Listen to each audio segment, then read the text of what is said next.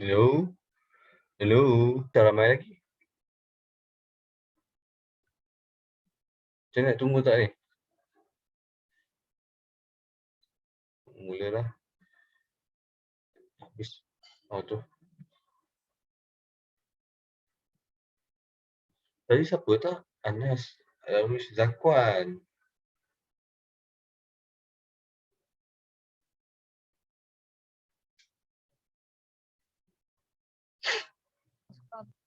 Malam.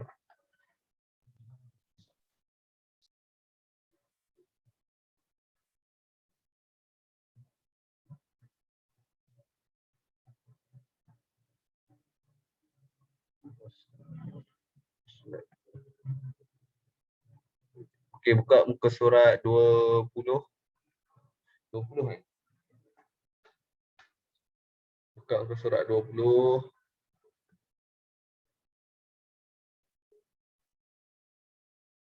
Muka surat 20. 20. Muka surat 20 tu pada besar sangat.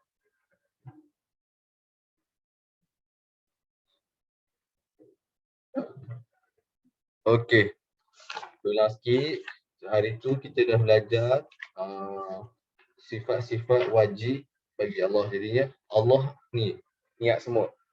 Sifat bagi Allah, Allah ada sifat wajib. Wajib tu dia belajar kaunuhu qadiran, kaunuhu aliman, semua kaunuhu kalimat yang semua-semua tu. Lepas tu Allah ada juga sifat yang harus.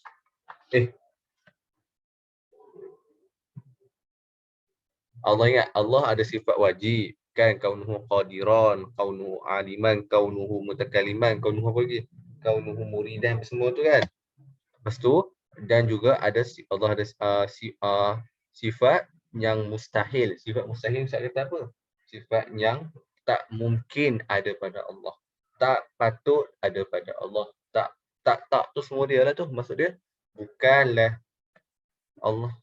Allah tak, maksud dia, tak ada sifat tu. Contoh sifat mustahil apa? Kalau contoh qadiran, ajizan. Mustahil, wajib bagi Allah itu ada sifat dengan qudrah kan, berkuasa. Salam. Cepat-cepat buka muka surat 20. Lepas tu mustahil bagi Allah itu ada sifat dengan ajizan. Ajizan ni lemah lah. Mustahil Allah itu lemah, betul tak? Jadinya wajib bagi Allah Ta'ala itu bersifat dengan qudrah ataupun berkuasa.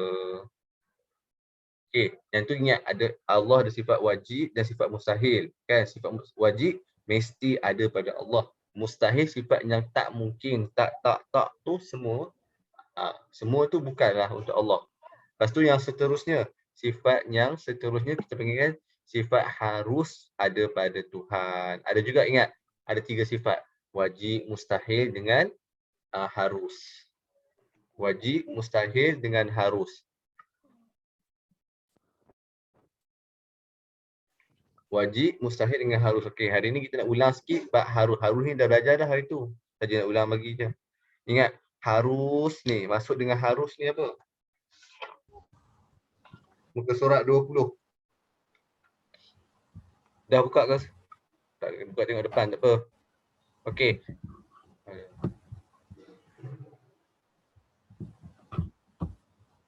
Okey, harus bagi Allah ni apa?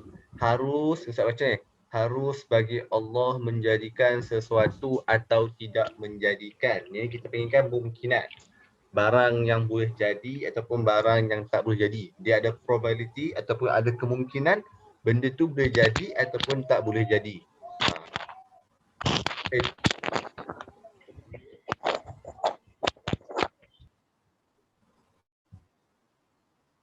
Yang baru masuk tu muka surat 20.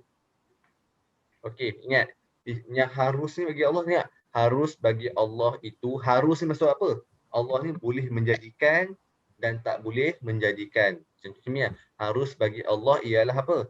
Menjadikan, harus bagi Allah itu menjadikan sesuatu atau tidak menjadikan. Contoh kejadian apa yang boleh jadi tak boleh jadi? Ni, laut, bumi, gunung, apa lagi? Manusia, matahari, ni apa? Pulau. Ni barang ataupun benda yang boleh jadi ataupun tak boleh jadi. Contoh, manusia kita ni, Allah ni wajib ke jadikan kita? Kan? Kalau kalau kamu kata Allah ni wajib menjadikan manusia, jadinya Allah ni dipaksalah ataupun jadi kita katakan dipaksalah. Boleh ke? Kita ingat Allah ni menjadikan kita ni atas sebab wajib. Tak boleh macam tu. Sebab tu kita katakan Allah ni apa? Muridan ada muridan bagi Allah tu. Maksudnya Allah berkehendak, jadinya kalau masuk sifat harus ni, kita ni boleh dijadikan ataupun tidak boleh dijadikan. Muka surat 20, muka surat 20. Okay, yang dimaksudkan harus ni apa? Benda harus bagi Allah menjadikan sesuatu atau tidak menjadikan. Salam. Surat 20, surat 20. Harus bagi Allah menjadikan sesuatu atau tidak menjadikan. Okay, seterusnya kita tengok. Muka surat 21. Harus bagi Allah ni, harus bagi Allah untuk menjadikan sesuatu, menjadikan atau tidak menjadikan sesuatu. Yang ni dimasukkan dengan harus bagi Allah. Masuk kita harus ni, tak ada kewajipan bagi Allah ataupun tak wajib bagi Allah ataupun tak mustahil bagi Allah untuk menjadikan sesuatu. Macam tu. Okey, so contohnya harus bagi Allah untuk menjadikan alam ini, dunia inilah, antaranya langit, bulan, bintang, matahari, laut, bumi, manusia, haiwan, tumbuh-tumbuhan dan bukit bakau. Masuk kat sini, Allah ni tak ada, kita katakan tak ada paksaan bagi Allah ni untuk menjadikan kita. Allah jadikan kita ni sebab atas harus bagi dia. Harus bagi Allah tu boleh jadi kan tak boleh jadi. Ingat, kita manusia ataupun benda alam ni, Allah ni jadikan kita sebab Allah yang berkehendak. Bukan ada kita katakan entiti ataupun kuasa lain yang memaksa Allah untuk menjadikan kita. Itu yang kita kan harus. Ini, orang Islam wajib mempercayai sifat harus bagi Allah. Kita ni wajib percaya. Kata apa? Allah ini mempunyai sifat harus. Okey, seterusnya. Tidak ada sesuatu kuasa, tidak ada sesuatu kuasa yang boleh menghalang kehendak Allah di dunia ini. Yang ni kita katakan apa? Contoh Allah nak menjadikan manusia kan. Tak ada kuasa yang boleh menghalang kehendak Allah di dunia ini. Bukan betul lah tu. Kalau contoh Allah nak menjadikan Allah nak menjadikan hujan petang ni kan. Maka Allah katakan Allah dah tetap dah benda kata nak hujan untuk hari ini pukul sekian-sekian kan, contoh pukul 4 petang tadi, Allah dah tetapkan sejak dari sebelum ni apa? Azali lagi. Kita kata azali sejak dari sedia kala. Sejak dari sedia kala Allah dah tetapkan sejak dah beribu sebelum syurga neraka, sebelum malaikat diciptakan, Allah dah tetapkan untuk jadikan hujan pada hari ini pada pukul 4 petang. Satu kita kan Allah tu berkehendak. Okey. Seterusnya, setiap Muslim wajib redha untuk menerima segala ketentuan Allah di muka bumi. Macam kita, sebab tu kita ni sebab kita punya title, kita punya pangkat kita katakan. Kita punya, sebab tu kita ada Tuhan, tak? Sebab sebagai seorang hamba, kita hamba ni wajib redha, patuh kan, dan kehendak Tuhan dia ataupun Allah kan. Jadinya kita sentiasalah redha dalam menerima segala ketentuan Allah di muka bumi ini. Tak kisahlah apa pun, sebab Allah tahu apa yang terbaik untuk kita. Yang tu dinamakan sebagai, kita katakan, perancangan kehidupan kita. Kita ni hanya merancangkan, tapi Allah yang menentukan. Betul. Sebab apa? Sebab tu kita ni ada iktisab. Iktisab ni kita katakan usaha. Usaha kita sebab tu contoh kalau kamu belajar, kamu ni macam contoh macam ustaz belajar. Tapi ustaz belajar tak faham-faham pun. Tapi ustaz cuba belajar lagi, takkan tak faham, betul tak lama-lama. Sebab tu kita kata, kita sebagai manusia ni, kita hanya mampu untuk berusaha. Kita berusaha sebab tu Allah akan memberi kita punya ganjaran. Tak kisahlah dunia ke akhirat ke, sebab tu kalau apa-apa terjadi, kita hanya untuk redha ataupun kita relakan hati, kita menerima segala tentuan Allah. Sebab tu kita, Ustaz kata apa, kita ni, jalan kita ni hanya usaha, kita punya jalan kita, jalan-jalan dalam kehidupan kita, kita hanya perlu berusaha. Yang terakhir sekali apa? Berusaha, berdoa dan bertawakal. 3 benda ni kita perlu dalam hidup kita. Kan? Mula kita berusaha sungguh-sungguh, lepas tu kita berdoa pada Allah, lepas tu kita masuk dalam tawakal. Maksud dia tawakal ni apa? Berserah diri kepada Allah, sebab kita dah buat usaha dah kan. Doa dah, jadi yang terakhir, jalan tawakal. Allah tu maha adil, jadinya Allah akan kurniakan apa yang kita usaha tu. Kalau usaha lah. Kalau tak usaha tu, macam kamu dapat lah. Tak usaha macam tu lah kamu dapat. Kalau usaha macam tu lah kamu dapat. Macam tu je. Okay, seterusnya. Firman Allah Ta'ala, A'udzubillahi minasyaitonirrajim.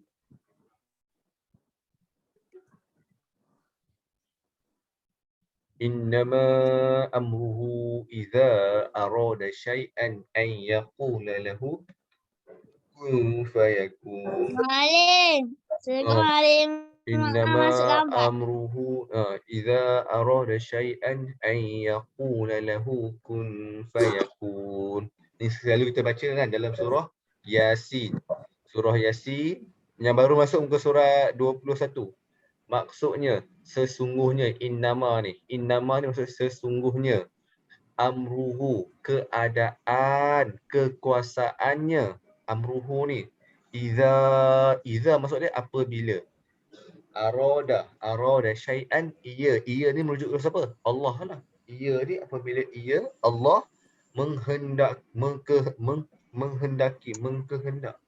menghendaki adanya sesuatu, ayyaqula lahu, hanyalah ia berfirman kepada hakikat benda itu, jadilah engkau, maka ia terus menjadi. Sebab tu kalau tengok kuasa Allah ni, Allah jadi benda macam ni, kamu faham? Allah dia punya kalau kekuasaan ni, dia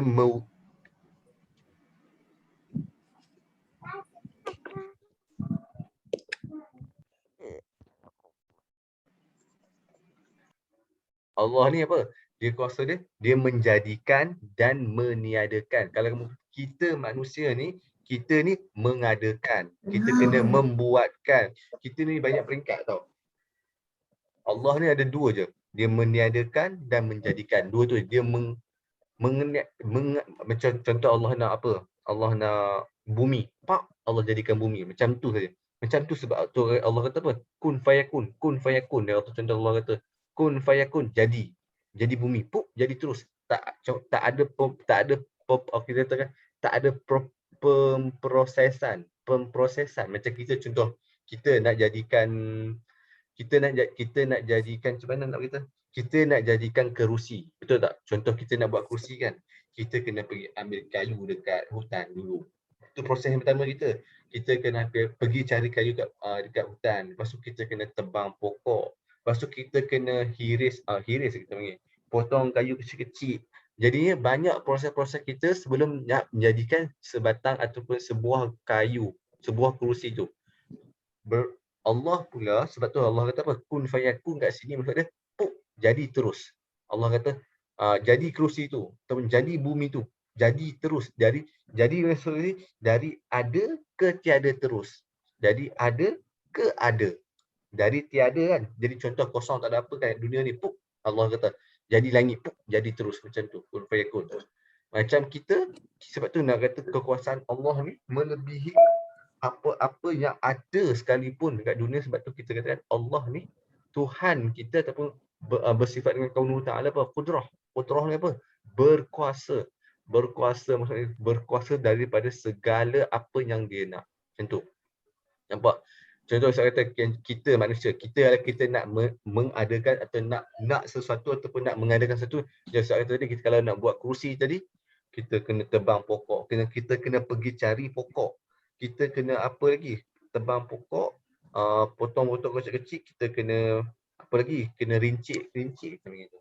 Kita kena potong, baru jadi sebatang, kita kena pakukan dia, betul tak? Kita kena pakukan dia, kita kena buang dia punya selumbar tu panggil apa? Selumbar tu lah. Guna kertas pasir tu kan. Nak menjadikan sebuah kerusi tu makan banyak proses. Tu nampak. Kalau Allah ni, Allah kata kun fayakun. Jadi kerusi jadi terus.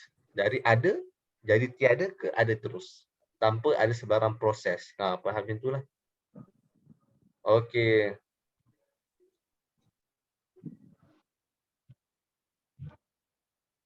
Seterusnya. Yang tu kita ulang, tajuk tu kita ulang tau. Muka surat seterusnya, muka surat 20 berapa ni? Muka 3. Kita dah belajar sifat wajib bagi Allah, sifat wajib, sifat mustahil dan sifat harus bagi Allah. Hari ini kita belajar pula sifat wajib bagi Rasul.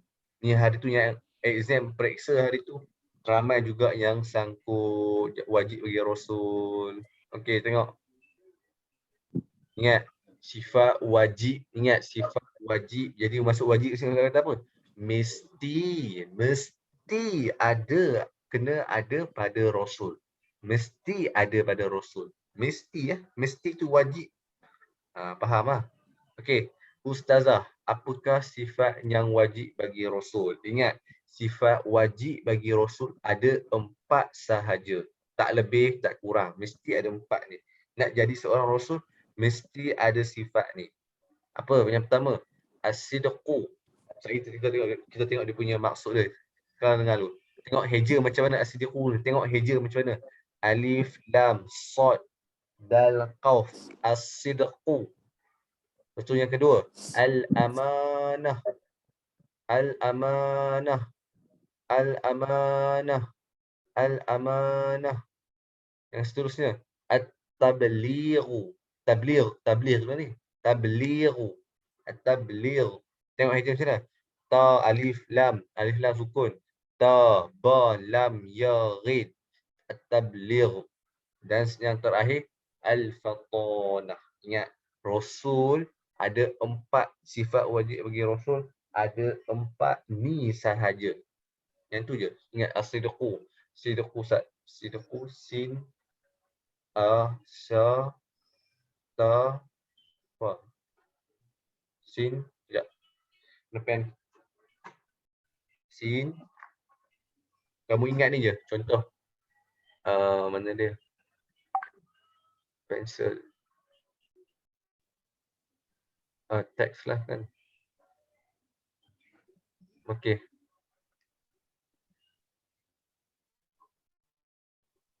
Ingat ni. Kan sidqu kan. Sin kamu go S. Ingat macam tu. S untuk sin. Lepas tu A untuk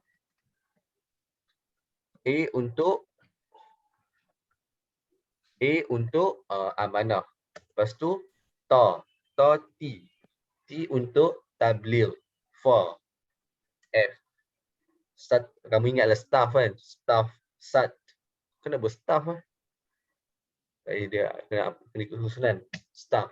Ingat itu dia punya susunan cara senang. Ingat SATF, SATF, sat F, sat F. Kamu ingat itu je. Sat F, sat F, sat F, sat S, sin, sin, sidiq kan, as-sidqu. A ataupun alif amanah. T tabligh. F fatanah. Ingat itu je.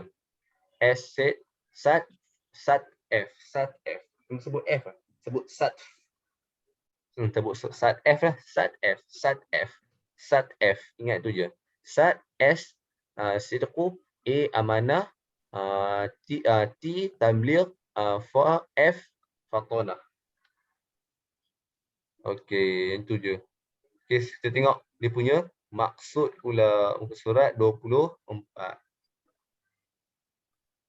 Ni dia punya maksud dia.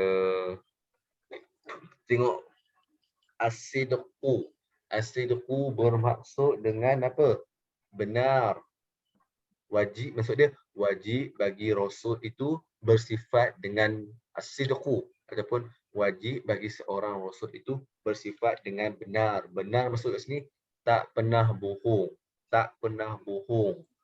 Yang tu dinamakan sebagai seorang Rasul. Walaupun bohong kita tengah bohong-bohong sunat tu tak ada. Rasul dia as-sidqu ni maksud dia betul-betul benar. Tak pernah langsung berbohong. Yang tu dinamakan sebagai as-sidqu. Yang kedua, S, yang tu S. Yang ni S. A pula, amanah. Kalau berstaff, okey ke? Staff. Staff. S-T-A-F. Kalau nak ingat staff pun boleh tak? Staff. Tapi staff, susunan tak sama tapi boleh nak ingat macam tu tak apa. Contoh. Mana nak tulis ni?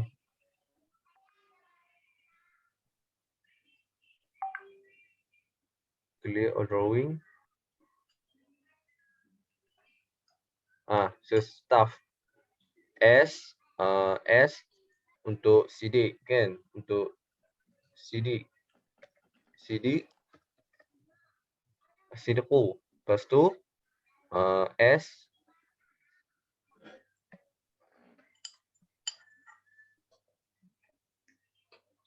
S. Lepas tu T. T untuk tabligh. Tabligh. A untuk amanah. A, amanah. F untuk fatonah. F untuk fatonah. Fatonah. Okey. Ingat tu je, staff. Susunan dia staff. Staff dia tapi bolehlah.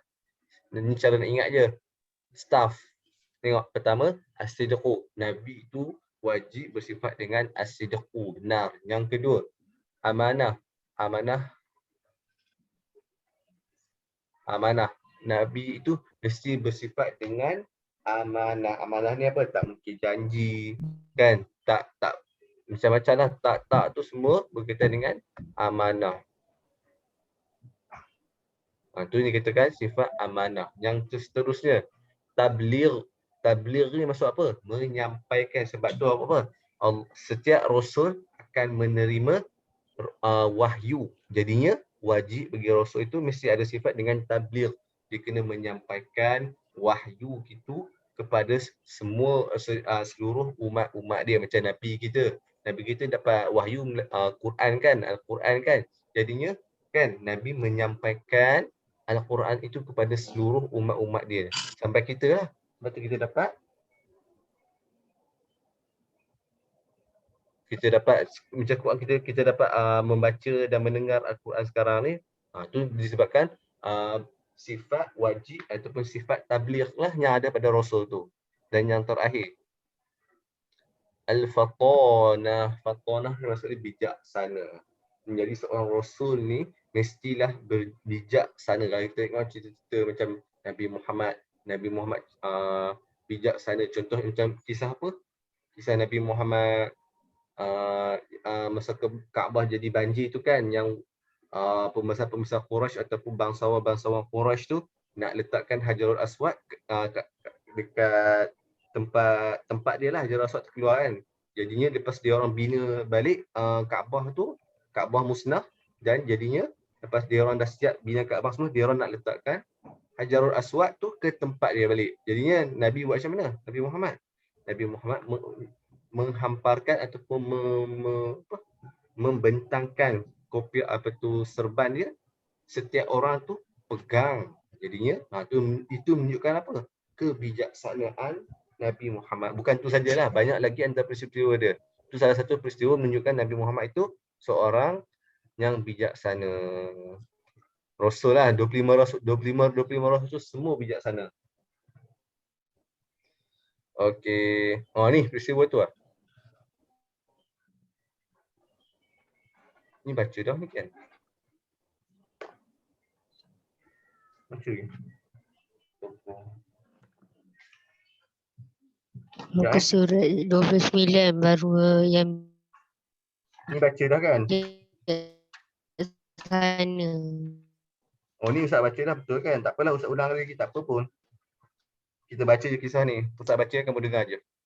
Yang ni contoh kisah berkaitan dengan benar ataupun as-sidqu. Peristiwa Isra' dan Mi'raj memperlihatkan kebesaran dan keagungan Allah kepada Nabi Muhammad SAW tentang apa yang ada di langit dan di bumi. Rasulullah SAW telah menceritakan apa yang baginda nampak ketika Isra' dan Mi'raj. Isra' dan Mi'raj. Kan? Antaranya ialah baginda telah pergi ke Baitul Maqdis pada malam tersebut dan bersolat di dalamnya. Dalam Baitul Maqdis itulah ada di antara kaum Quraisy yang bertepuk tangan kerana memperlekehkan cerita tersebut dan ada yang mendengus kerana tidak mempercayai baginda. Siapa nak percaya kan pergi ke Baitul Maqdis ni, dia punya Ustaz kata apa selepas dia punya jarak dengan Mekah dalam beribu-ribu kilometer. Siapa nak percaya pergi sana Baitul Maqdis, Mekah beribu-ribu, pergi saja dah beribu kilometer. Nak balik pula beribu kilometer. Kalau kita macam contoh nak pergi Johor pun dah 5 jam kan. Johor dari KL ke Johor berapa jam? Berapa jam? 5 jam kita bajet. 5 jam dalam 400 kilometer. Tu 5 jam. Yang ni Nabi pergi ke Baitul Maqdis semalam sahaja. Siapa nak percaya kan? Betul. Berita tersebut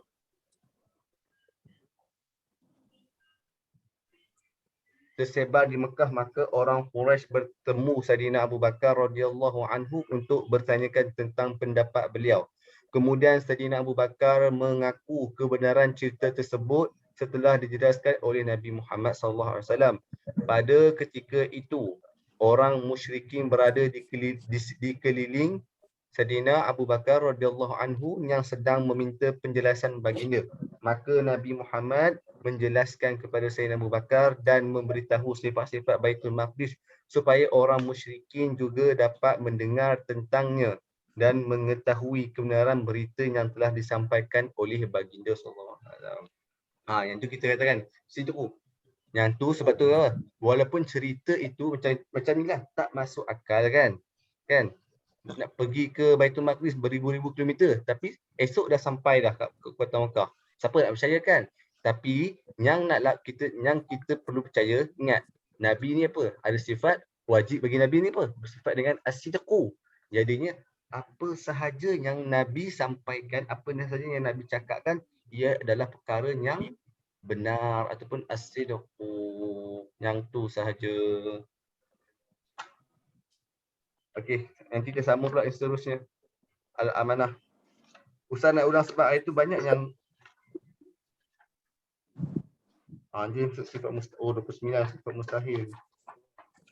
Tak apalah. Okey. Latihan ada tau.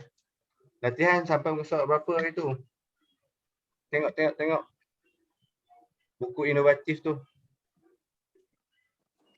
Nak latihan ke? Tak payahlah kot. Hari tu tak siap lagi kan? Tak payah latihan. Sebab yang ni kita ulang je kan? Ni kita ulang je kan? Tak payah.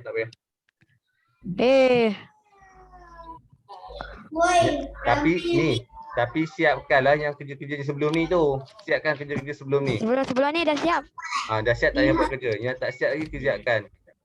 Okey. Okey, baca doa belajar bismillah.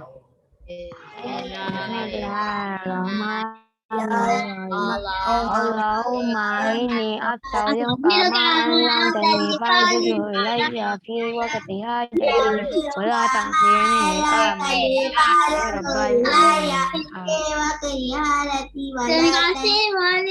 Sama, assalamualaikum.